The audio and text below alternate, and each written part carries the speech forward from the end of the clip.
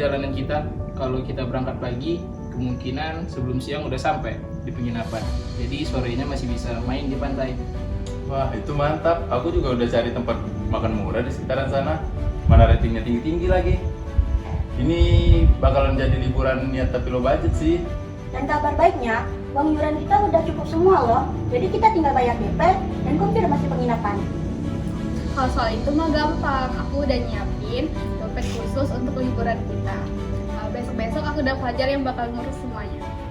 Iya, kita tinggal cocokkan sama jam pemilik penginapan tersebut. Apabila sudah cocok, langsung beres. Kalian tinggal beres-beres saja. Jangan lupa membawa sendal dan santai.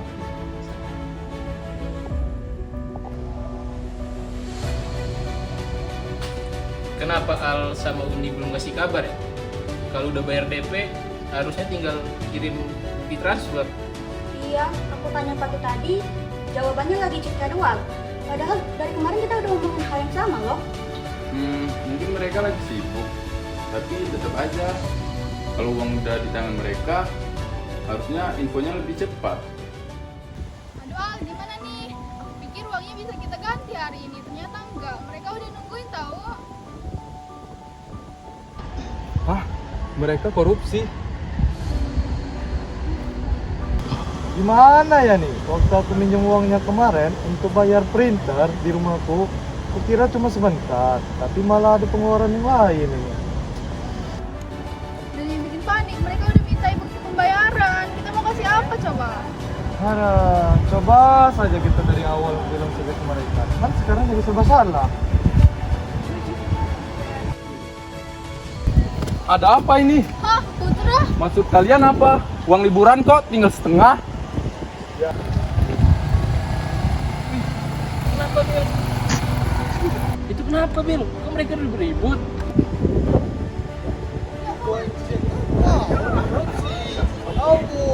Nggak tahu juga, Dit. Ayo kita samperin. Ayo.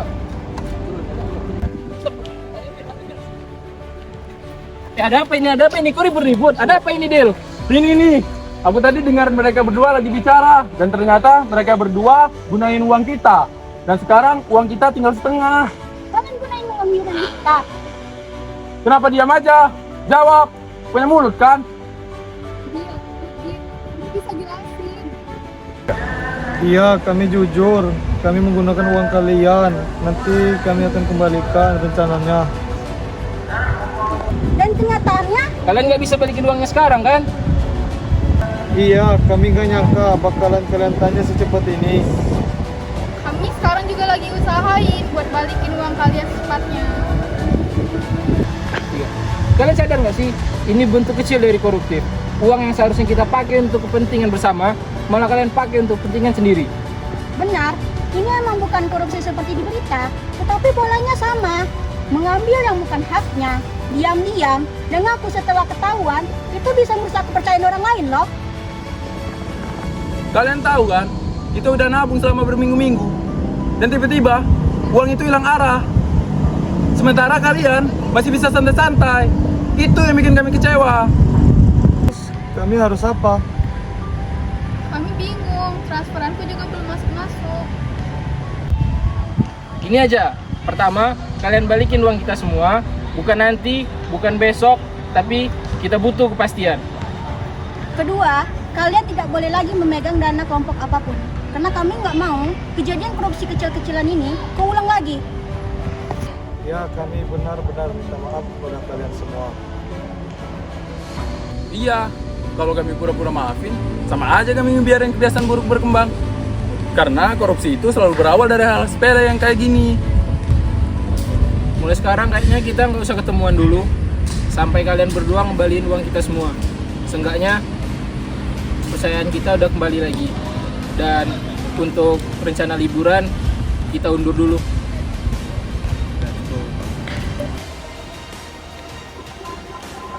Dari video tadi saya sadar bahwa korupsi bukan hanya soal uang, tapi tentang bagaimana hilangnya kepercayaan.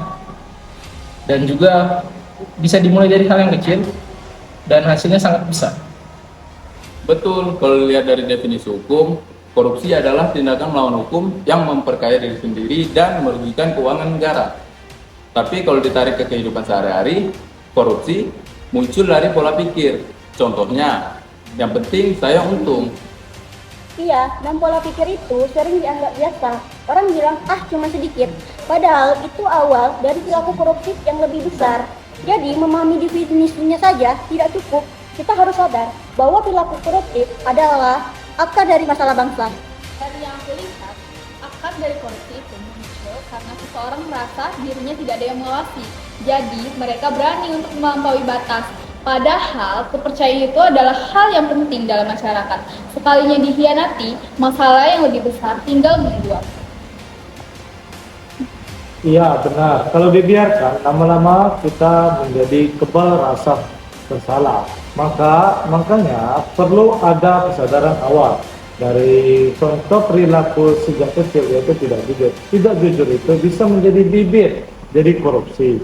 Jadi dari sini kita paham mengapa negara kita membuat aturan dan sistem hukum yang kuat, karena untuk mencegah korupsi dan hal-hal yang tentang korupsi.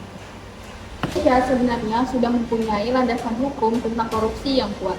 Ada Undang-Undang Tipikor, KUHP, KPK, peraturan pemerintah, dan kebijakan lainnya. Kalau dilihat dari isinya, negara sudah benar-benar membuat sistem untuk mencegah dan hukum korupsi dengan tegas. Ya, tapi hukum itu juga bekerja secara efektif apabila dikerjakan secara konsisten, misalnya pengawasan internal lembaga negara dan laporan berkala. Tapi tetap saja apabila manusiawi tidak jujur bisa juga ditempuh. Makanya penting ada integritas, karena banyak kasus korupsi terjadi bukan hanya karena aturan yang kurang, tapi karena keinginan manusia untuk mendapatkan keuntungan yang lebih. Jadi sudah seharusnya hukum dan pembangunan integritas berjalan bersamaan. Salah satu penyebab terbesar terjadinya korupsi adalah gaya hidup yang konsumtif, ketika seseorang merasa harus memenuhi standar hidup yang tertentu, tetapi penghasilannya yang tidak mencukupi. Jadi, mereka bisa tergoda untuk melakukan korupsi. Selain itu, lingkungan juga berpengaruh.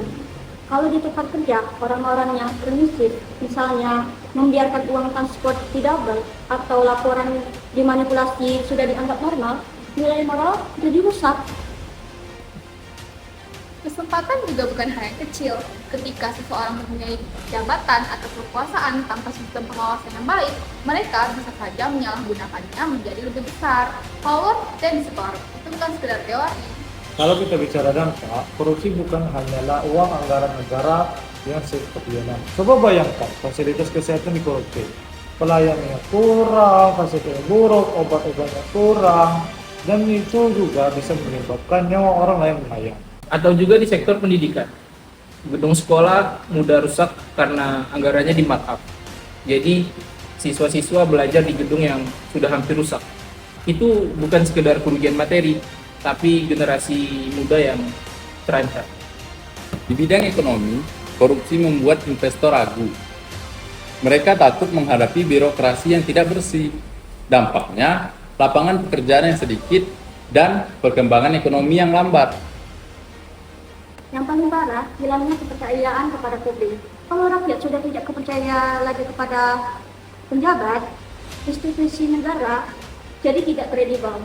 Bahkan, semuanya akan hancur dari dalam. Pencegahan juga harus dilakukan dari diri kita sendiri, seperti membiasakan hal-hal kecil, jujur, gak nyontek, gak titip absen. Itu kita sudah melakukan hal-hal yang bisa mencegah korupsi sampai ke akar. Selanjutnya, biasakan transparansi. Apabila kita memegang uang organisasi, kita harus membuat laporan pengeluaran dan pemasukan dana. Agar sekecil apapun itu, transparansi itu penting agar mereka percaya kepada kita dan menutup peluang korupsi. Kita juga harus berani berkata tidak pada gratifikasi. Terkadang hadiah kecil yang terlihat tidak berbahaya malah justru menjadi pintu masuk untuk korupsi yang lebih besar. Memang integritas diuji dari hal yang kecil. Pengawasan juga penting, di kampus, di sekolah, maupun di tempat kerja. Sediakan ruang kritik. Jika ada yang janggal, langsung dilaporkan. Ada banyak kanal pengaduan publik, termasuk Ombudsman dan layanan KPK. saja edukasi. Generasi muda harus belajar sejak dini bahwa korupsi itu tidak hanya merusak negara, tetapi juga merusak masa depan mereka. Coba bayangkan, jika setiap orang di Indonesia itu mempunyai integritas yang tinggi, kita bisa mencegah korupsi sampai ke akarnya.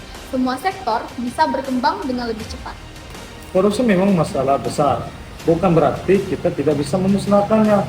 Kita memang tidak bisa mengubah negara secara langsung, tapi kita bisa memulai dari diri kita sendiri.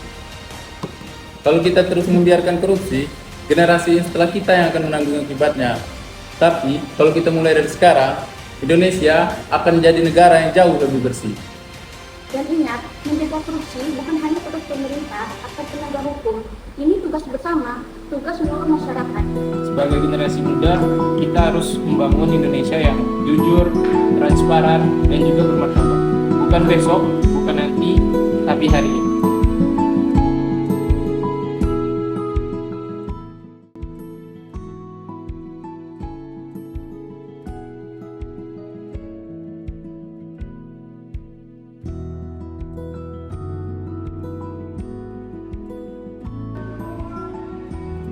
Demikian, inilah video edukasi kami tentang mencegah perilaku korupsi demi kesejahteraan bangsa. Kami percaya bahwa bangsa yang sejahtera bisa kita wujudkan jika setiap individu memiliki nilai kejujuran, berintegritas, dan bertanggung jawab. Kami mengucapkan terima kasih yang sebesar-besarnya kepada Bapak Asep Suherman SHMH selaku dosen pengampu mata kuliah Pancasila. Ucapan terima kasih juga saya sampaikan kepada seluruh anggota kelompok yang telah bekerja sama dengan baik. Tidak lupa kami terima kasih kepada orang tua kami yang telah memberi izin, dukungan, dan semangat sehingga kami dapat menyelesaikan tugas hari ini dengan lancar. Ya, itu tadi video kami yang berisi tentang inspirasi dan mengingatkan kalian semua bahwa korupsi bukan tugas negara saja, bahwa kita bisa mencegah korupsi dengan dimulai dari diri kita sendiri. Ya, sekian, terima kasih.